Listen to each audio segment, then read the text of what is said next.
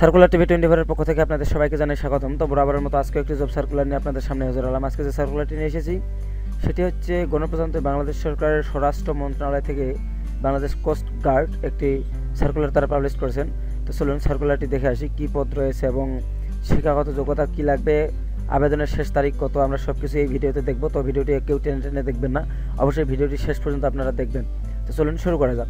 Subscribe করুন circular TV 24 এবং পাশের বেল আইকনটি ক্লিক করে দিয়ে অল বাটনে ক্লিক করে দিন, তাহলে এরকম গুরুত্বপূর্ণ ভিডিওর নোটিফিকেশন সবার আগে আপনার কাছে পৌঁছে যাবে, যা দিয়ে আপনি উপকৃত হবেন। এখানে সার্কুলারে বলছে যে বাংলাদেশ কোস্ট গার্ডে নিম্নলিখিত ড্রাইভার এর শূন্য পদে সম্পূর্ণ ও স্থায়ী ভিত্তিতে নিয়োগের নিমিত্ত বাংলাদেশের স্থায়ী নাগরিকদের নিকট হতে নিম্ন বর্ণিত শিক্ষাগত যোগ্যতা ও শর্ত সাপেক্ষে দরখাস্ত আহ্বান করা যাচ্ছে। তো এখানে তাহলে ড্রাইভার পদে নিবে লোক। পদের সংখ্যা দেখি, পদের সংখ্যা হচ্ছে 67টি। তো বিশাল বড় একটি নিয়োগ, 67 জন ড্রাইভারকে তারা নেবে। তো বেতনের স্কেল দেওয়া রয়েছে গ্রেড 2015 অনুযায়ী 9700 থেকে শুরু করে 23,490 টাকা। তৎসঙ্গে প্রচলিত যে ভাতা সকল রয়েছে সেই ভাতা আদি দিবে। তো সর্বোচ্চ বয়স 30 বছর পর্যন্ত। এরপর ধরুন শিক্ষাগত যোগ্যতা যেটি লাগবে সেটা হচ্ছে কোনো স্বীকৃত বোর্ড হতে জুনিয়র স্কুল সার্টিফিকেট অর্থাৎ জেএসসি, যেটাকে আমরা জেএসসি বলে থাকি, ক্লাস 8-এর পরীক্ষা এবং ড্রাইভিং লাইসেন্স, ভারী গাড়ি চালানোর বৈধ ড্রাইভারি লাইসেন্স থাকতে হবে এবং অভিজ্ঞতা সম্পন্ন চালকগণ অগ্রাধিকার পাবেন।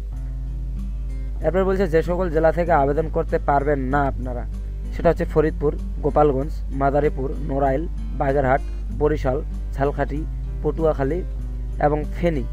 এই সকল জেলা থেকে আবেদন করতে পারবেন না, বাদবাকি সকল জেলা থেকে আবেদন করতে পারবেন। তো উল্লেখ্য যে শারীরিক প্রতিবন্ধী এবং এতিম প্রার্থীগণ সকল জেলা হইতেই আবেদন করতে পারবেন। তো এরপরে শর্তাবলী যে সকল বলছে যে আবেদনকারীকে নির্ধারিত আবেদনপত্রের ছক A4 সাইজে প্রিন্ট করত ছকের খালিঘর স্বহস্তে পূরণ করিয়া আগামী 2 ফেব্রুয়ারি 2021 তারিখের মধ্যে অফিস চলাকালীন ডাকযোগে অথবা সরাসরি মহাপরিচালক সদর দপ্তর বাংলাদেশ কোস্ট গার্ড, আগারগাঁও প্রশাসনিক এলাকা, শেরে বাংলা নগর, ঢাকা 1207 বরাবর পৌঁছাতে হবে।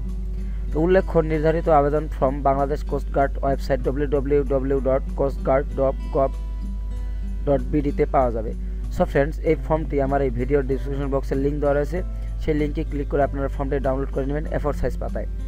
এরপর দ্বিতীয় শর্তাবলী হচ্ছে যে 31/12/2020 তারিখে সংশ্লিষ্ট পদের প্রার্থীদের বয়স সর্বনিম্ন 18 থেকে 30 বছরের মধ্যে হতে হবে এবং যারা বীর মুক্তিযোদ্ধার পুত্রকন্যা রয়েছেন তাদের ক্ষেত্রে 32 বছর পর্যন্ত গ্রহণযোগ্য। তো এখানে আপনার বয়সটা হিসাব করা হবে 31/12/20 তারিখ অনুযায়ী। এরপরে বলছে যে শূন্যপদ পূরণে কোটা সম্পর্কিত প্রচলিত সরকারি নীতিমালা যথাযথভাবে অনুসরণ করা হবে। আবেদনপত্রের সাথে প্রার্থীগণকে সম্প্রতি তোলা 3 কপি পাসপোর্ট সাইজ এবং 1 কপি স্ট্যাম্প সাইজের রঙিন ছবি সংযুক্ত করতে হবে। আবেদনপত্রের সাথে 100 টাকা শুধুমাত্র ট্রেজারি চালানের মাধ্যমে কোড নং হচ্ছে আপনারা এই সার্কুলারটির লিঙ্ক আমার ভিডিও ডিসক্রিপশন বক্সে দেওয়া আছে, সেখান থেকে আপনারা ডাউনলোড করে নিয়ে এই ট্রেজারি রং কোড নংটি আপনারা নিয়ে নেবেন। এই ট্রেজারি কোডে জমাপূর্বক উহার মূল কপি সংযুক্ত করতে হবে। ট্রেজারি চালানের কপি ব্যতীত আবেদনপত্র সরাসরি বাতিল বলিয়া গণ্য করা হইবে।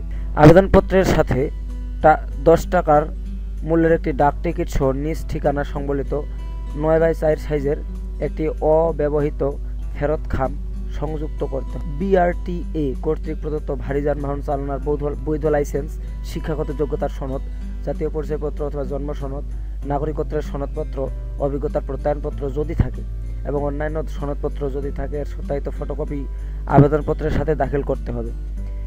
উল্লেখিত কাগজপত্রের মূল কপি যাচাইয়ের জন্য মৌখিক পরীক্ষার সময় প্রদর্শন করতে হবে।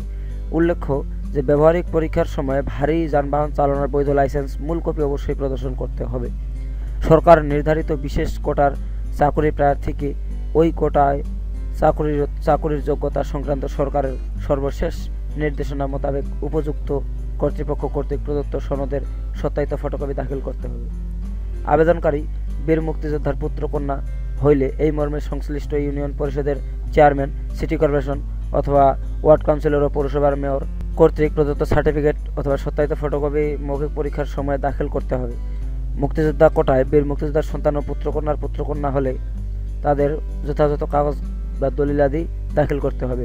এরপরে চূড়ান্ত নিয়োগের পূর্বে প্রার্থীগণকে ক্রমানুসারে লিখিত, ব্যবহারিক ও মৌখিক পরীক্ষার সময় অংশগ্রহণ করতে হবে। অর্থাৎ লিখিত পরীক্ষায় কৃতকার্য প্রার্থীগণ ব্যবহারিক পরীক্ষা এবং ব্যবহারিক পরীক্ষায় কৃতকার্য প্রার্থীগণ মৌখিক পরীক্ষায় অংশগ্রহণ করতে পারবেন। অবশ্যই ধাপে ধাপে আপনাদেরকে এগোতে হবে। এরপর বলছে যে পরীক্ষার তারিখ, সময় ও কেন্দ্র সম্পর্কে প্রবেশপত্রের মাধ্যমে জানিয়ে দেওয়া হবে। চাকুরিরত প্রার্থীদের আবেদনপত্র যথাযথ কর্তৃপক্ষের মাধ্যমে প্রেরণ করতে হবে।